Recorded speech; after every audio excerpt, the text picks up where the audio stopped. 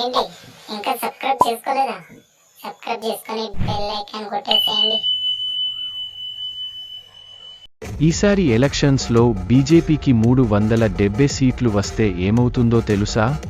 Under article 368 భారత రాజ్యాంగ సవరణ అమెండ్మెంట్ ఆఫ్ ఇండియా కాన్స్టిట్యూషన్ ప్రకారం లోక్ సభలో ఉన్న మొత్తం 545 సీట్లలో ఏదైనా ఒక పార్టీ 2/3 భాగం 363 సీట్లు లేదా అంతకంటే ఎక్కువ సీట్లు సాధిస్తే ఆ పార్టీకి భారత రాజ్యాంగంలోని ఏదైనా ఆర్టికల్ను మార్చే లేదా తొలగించే లేదా సవరించే అధికారం వస్తుంది. అందుకే ఇక్కడ మోడీ గారు 370 సీట్లు గెలుస్తాం అన్నారు.